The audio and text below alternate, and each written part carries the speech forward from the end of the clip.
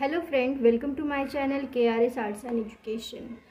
आज हम देखने वाले हैं बच्चों को हम नंबर्स लिखना कैसे सिखा सकते हैं। तो आइए चलिए देखते हैं हम लोग नंबर्स किस तरह से उन्हें सिखाने हैं। तो सबसे पहले नंबर सिखाना हम लोग शुरू करते हैं 1 से लेके 10 तक। सबसे पहले आपको ये नंबर्स उन्हें सिखाना बहुत ज़्यादा ज़रूरी होता है। तो इसे हमें किस तरह से उन्हें लिखना सिखाना है ये हमें आज देखना है।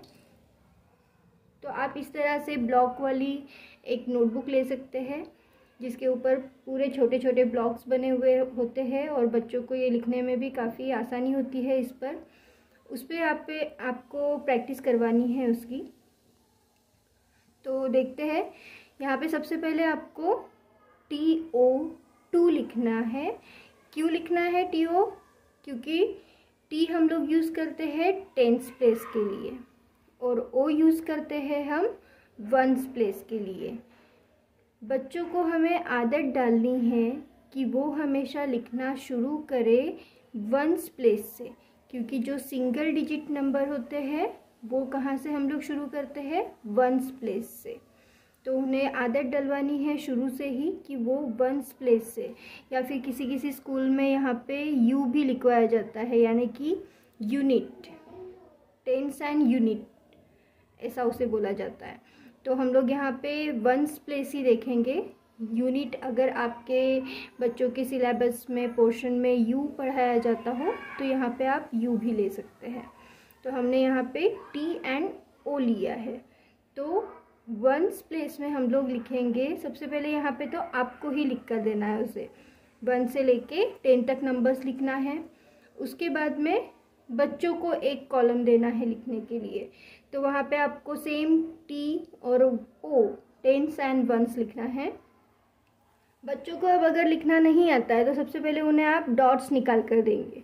डॉट्स के ऊपर उनकी प्रैक्टिस करवाएंगे। सारे इसमें आपको डॉट्स उन्हें बना कर देने पड़ेंगे इस तरह से। तो आप ये डॉट्स पे उनकी प्रैक्टिस करवाइए, तब तक करवाइए जब तक बच्चों की ग्रिप नहीं आती है। बच्चों को 3 अच्छे से बनाना नहीं आता है डॉट्स के ऊपर भी, तब तक आप उनकी प्रैक्टिस करवाते चलिए। हर एक नंबर्स की प्रैक्टिस उन्हें करवाइए। तो यहाँ पे मैंने इतने ही कॉलम बनाए हैं। आप चाहे तो 10, 20, 25 बार उनकी प्रैक्टिस आप करवा सकते हैं डॉट्स पर। जब बच्चा अच्छी तरह से डॉट्स पर लिखना सीख जाएगा, उसके बाद में आपको शुरू करना है इस तरह से, यानी कि उनको नंबर्स लिखकर आपको नहीं देना है। सिर्फ आपको क्या लिखना है यहाँ पे? Tens and ones. Tens and ones आपको इस तरह से लिख कर देना है और उसके बाद में बच्चा लिखेगा विदाउट डॉट। तो बच्चे ने वहाँ पे लिखना चाहिए विदाउट डॉट। वो पूरे नंबर्स लिखेगा यहाँ पे। इस तरह से उसने पूरे नंबर्स लिखना है। तो इन नंबर्स की प्रैक्टिस भी आपको यहाँ पे मैंने 3 और 4 कॉलम्स ही दिए हैं। तो आपको यहाँ पे 10 कॉलम्स, 25 कॉलम्स, 50 कॉलम्स, जितने आपको प्रैक्टिस करवानी है बच्चे से उतनी आप करवा सकते हैं। इसमें कोई भी प्रॉब्लम नहीं है। सिर्फ आपका बच्चा अच्छे से लिखना चाहिए, उसकी हैंडराइटिंग भी अच्छी निकलनी चाहिए। इस छोटे ब्लॉक में ही उसने लिखना सीखना चाहिए, ये आपको ध्यान देना है। जब आपका बच्चा 1 to 10 नंबर्स खुद से लिखना शुरू कर देगा, उसे समझ में आ जाएगा कि 1 के बाद 2 आता है, 3 आता है, 4 आता है, उसे पूरे 1 से लेके 10 नंबर तक समझ में आ जाएंगे। उसके बाद आपको उससे प्रैक्टिस करवानी है मिसिंग नंबर्स की। उसे ये एक्टिविटी देनी है मिसिंग नंबर्स की। तो इसके लिए आप इस तरह से टेंस और वंस प्लेस निकाल के दीजिए उसे, और यहाँ पे उसे नंबर्स दीजिए। शुरू में आपको ज़्यादा मिसिंग नंबर्स नहीं देना है, यानी कि 1 के बाद आपको 2 मिसिंग करना है, 2 बच्चा लिखेगा। उसके बाद में 3 आपने लिखा, 4 बच्चा लिखेगा। 5 आपने लिखा, 6 बच्चा लिखेगा। इस तरह से आपको सिर्फ एक नंबर ही मिसिंग रखना है उसमें का। नेक्स्ट आपको जब वो बच्चा सिंगल नंबर मिसिंग प्रैक्टिस कर लेगा, उसके बाद में आपको थोड़े नंबर्स बढ़ाने हैं। तो आपको क्या करना है? 1 और 2 लिखा तो यहाँ पे 3 और 4 का मिसिंग दे दिया। फिर 5 लिखा है, 6 का मिसिंग दिया। इस तरह से आप उसे बीच बीच के मिसिंग नंबर दे सकते हैं। तो इस तरह से आप और भी नंबर्स, मिसिंग नंबर्स के तो इस तरह से आप बच्चों से मिसिंग नंबर की प्रैक्टिस करवाइए। अगली हमें उसे वर्कशीट देनी है या फिर एक्टिविटी देनी है जिसमें वो नंबर रिकॉग्नाइज करेगा। तो इस तरह से आप एक सर्कल बना लीजिए और उसके अंदर नंबर्स लिख लीजिए, सारे नंबर्स 1 to 10 नंबर्स यहाँ पर आपको लिख लेना है। वो 1 टाइम हो सकते हैं, 2 टाइम हो सकते हैं, इस तरह से आपको रिपीट नंबर लिखने हैं यहाँ पे। और यहाँ पे मैंने अभी एक्टिविटी दी है सर्कल द नंबर 2, 5 and 7। तो फिर बच्चे को आपको बोलना है find out the number 2, where is 2। तो फिर वो बताएगा दिस इज 2 नंबर। तो फिर बोलना है सर्कल इट, वो इसे सर्कल करेगा। फिर 5 नंबर सर्च करने बोलना है उसे, वो 5 को सर्च करके सर्कल करेगा। उसके बाद में 7 को करेगा। इस तरह से उसे इस सर्कल में से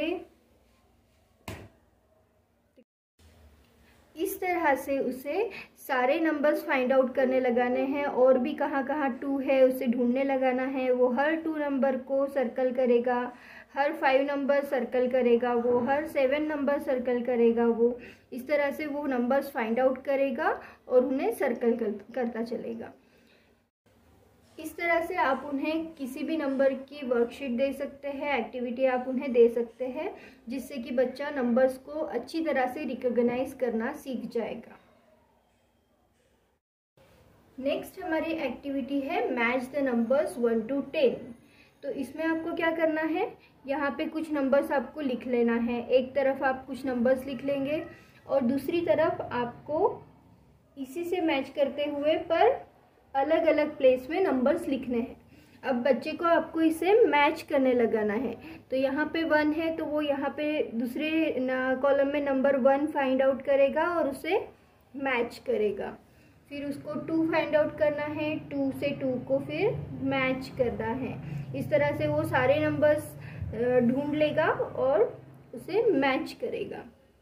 तो ये एक्टिविटी भी आप ले सकते हो बच्चों से, जिससे कि उन्हें अच्छे से नंबर्स की प्रैक्टिस हो जाए। अगली जो हमारी एक्टिविटी है वो है count and right the numbers. तो इसमें आपको कुछ ऑब्जेक्ट ड्रॉ करने हैं यहाँ पर और उसे काउंट करने लगाना है। जैसे कि यहाँ पे एक हाउस है तो ये वो काउंट करेगा। आपको उसे पूछना है ये कितने हाउस है, हाउ मेनी हाउस। तो फिर वो बताएगा ये 1। उसे किस तरह से सिखाना है आपको, फिंगर को उसे पुट करना सिखाना है। फिंगर वो रखेगा उस ऑब्जेक्ट पर और उसे काउंट करेगा। जैसे कि उसने यहाँ पे अपनी उंगली रख लिया है और उसे बोला है 1। तो यहाँ पे 1 है तो फिर उसे 1 लिखने लगाना है हमें, 1। आगे वो फिर ये ट्रीज काउंट करेगा 1, 2, 3। तो यहाँ पे वो लिखेगा 3। इस तरह से वो सारे नंबर्स काउंट, सारे ऑब्जेक्ट को काउंट करेगा और उसके नंबर्स वो यहाँ पर लिखता चलेगा। उससे उसकी काउंटिंग की प्रैक्टिस होगी। इसके बाद हमारी नेक्स्ट एक्टिविटी है जो कि काउंट से ही रिलेटेड है, पर यहाँ पे हमें मैच करना है। सबसे पहले बच्चों को काउंट करना है और वो जितने काउंट करेगा वो नंबर को फाइंड आउट करके उसे यहाँ पे मैच करना है। इसे आप हेडिंग डाल सकते हैं count and match the numbers. तो सबसे पहले बॉल से, तो वो बॉल्स को काउंट करेगा 1, 2, 3, 4, 5। फिर वो 5 नंबर यहाँ पे ढूंढेगा, यहाँ पे सर्च करेगा वो 5 नंबर। फिर ये 5 नंबर है तो उसे मैच करने सिखाना है आपको। 5 बॉल से वो 5 नंबर को मैच करेगा।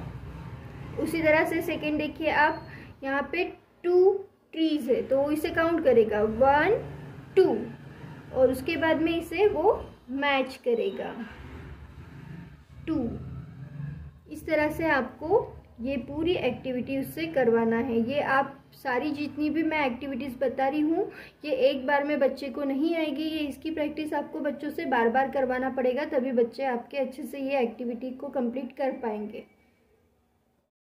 नेक्स्ट हमारी एक्टिविटी है व्हाट कम नेक्स्ट, या फिर आप इसे आफ्टर नंबर भी बोल सकते हैं। तो व्हाट कम नेक्स्ट में हम लोग क्या देखेंगे, यहाँ पे बच्चों को एक नंबर देना है। जैसे कि यहाँ पे 3 नंबर दिया है, 3 के बाद में नेक्स्ट नंबर क्या आता है, what come next what come next after 3? 4। तो यहाँ पे बच्चा क्या लिखेगा? 4।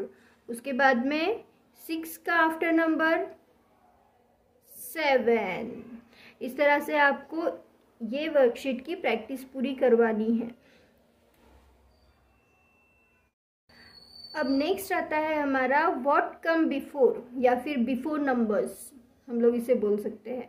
तो इसके पहले वाले वर्कशीट में हमने यहाँ नंबर्स लिखे थे, पहले कॉलम में नंबर्स लिखे थे और दूसरे कॉलम्स में उन्हें लिखना था।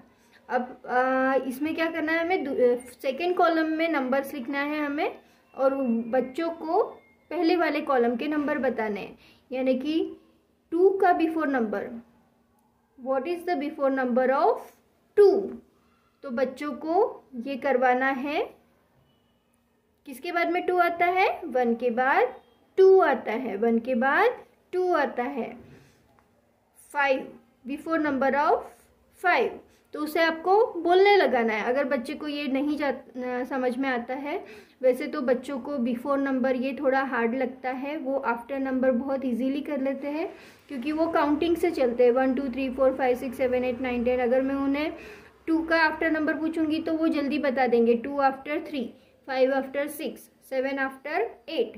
पर 2 बिफोर पूछूंगी तो वो थोड़ा कंफ्यूज हो जाएंगे, उन्हें थोड़ा टाइम लगेगा बताने के लिए। तब उन्हें क्या करना है, तब भी उन्हें आपको नंबर्स बोलने लगाने हैं। वो बोलेगा 1, अगर आपको 2 का बिफोर नंबर पूछना है तो उसे बोलने लगाना है 1 2, फिर 2 जब आ गया तब उसे बोलना है स्टॉप। अब 2 के पहले आपने क्या बोला था? 1, तो यहाँ पे क्या आएगा? 1। वैसे ही वो यहाँ पे कहाँ तक काउंटिंग करेगा? 5 तक। 1 2 3 4 5। 5 के पहले उसने क्या बोला है? 4। उसे पूछना है आपने क्या बोला 5 के पहले, तो फिर वो उसे बताएगा आपको कि मैंने 4 बोला है, तो यहाँ पे क्या आएगा? 4। उसके बाद में 7 का बिफोर नंबर आपको कैसे समझाना है, उसे काउंट करने लगाना है 7 तक। 1 2 3 4 5 6 7। तो 7 के पहले उन्होंने क्या बोला है? 6, तो यहाँ पे वो क्या लिखेगा? 6। इस तरह से आपको उसकी प्रैक्टिस करवानी है। बिफोर नंबर की प्रैक्टिस आपको कुछ ज़्यादा करवानी पड़ती है, तो आप उससे ये बहुत सारी प्रैक्टिस करवाइए, अलग अलग नंबर्स दीजिए उसे, और उसे इसमें भी परफेक्ट बनाइए। नेक्स्ट होता है ascending order and descending order. अब ये जो मैंने यहाँ पे चार्ट बनाया है, ये बच्चों को तो उतना समझ में आएगा नहीं, तो ये पहले आपको समझना है कि असेंडिंग ऑर्डर क्या होता है और डिसेंडिंग ऑर्डर क्या होता है। असेंडिंग ऑर्डर का मतलब क्या होता है? Smallest to largest number. Smallest से वो स्टार्ट होगा, यहाँ से वो स्टार्ट होगा, 1 से स्टार्ट होगा, 1 के बाद वो 2 में जाएगा, 2 के बाद 3 4 एंड 5 एंड मोर नंबर्स। तो वो स्मॉल नंबर से लेके लार्ज नंबर तक जाएगा। Smallest to largest numbers means ascending numbers, ascending order उसे बोला जाता है। अब डिसेंडिंग ऑर्डर क्या होता है? Largest to smallest. सबसे पहले जो नंबर सबसे बड़ा नंबर होगा वो सबसे पहले आएगा इसमें, जैसे कि यहाँ पे 5। उसके बाद में उससे छोटा नंबर यानी कि 4 से छोटा है 3 से छोटा है 2 और सबसे छोटा है 1। इस तरह से ये लार्जेस्ट टू स्मॉलेस्ट नंबर जाएगा डिसेंडिंग ऑर्डर में। तो आप अगर ये अच्छे से समझ चुके हो तो आप बच्चों को भी अच्छे से समझा सकते हो, पर बच्चे ये नहीं समझेंगे। अगर बच्चे बहुत छोटे हैं तो ये वो नहीं समझ पाएंगे, ये सिर्फ आपको समझना है। अगर आप टीचर हैं या फिर आप पेरेंट हैं तो आपको ये समझना ज़रूरी है। इसके बाद बच्चों को आपको करवानी है बैकवर्ड काउंटिंग की प्रैक्टिस, यानी कि डिसेंडिंग ऑर्डर की प्रैक्टिस। अभी तक वो जो 1 to 10 नंबर्स लिखते थे वो किस ऑर्डर में लिखते थे? असेंडिंग नंबर में, स्मॉलेस्ट टू लार्जेस्ट नंबर। अब उन्हें डिसेंडिंग ऑर्डर की प्रैक्टिस करवानी है। डिसेंडिंग ऑर्डर में वो क्या लिखेंगे? लार्जेस्ट टू स्मॉलेस्ट नंबर, यानी कि सबसे पहले उन्हें क्या लिखना है? 10 के बाद क्या आएगा? 9 फिर 8, 7, 6, 5, 4, 3, 2 एंड 1। इस तरह से आपको उन्हें प्रैक्टिस करवानी है। बच्चों को इसकी आदत नहीं होती है, इसलिए ये भी उन्हें थोड़ा हार्ड जाता है।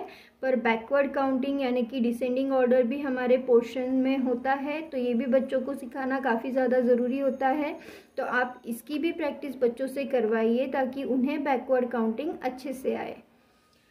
तो अगर आपको ये वीडियो थोड़ा सा भी पसंद आया हो तो प्लीज़ इसे लाइक करिए, मेरे चैनल को सब्सक्राइब करिए ताकि बहुत सारे वीडियोस आपको मिल सके इसी तरह के, और इसे शेयर भी करिए।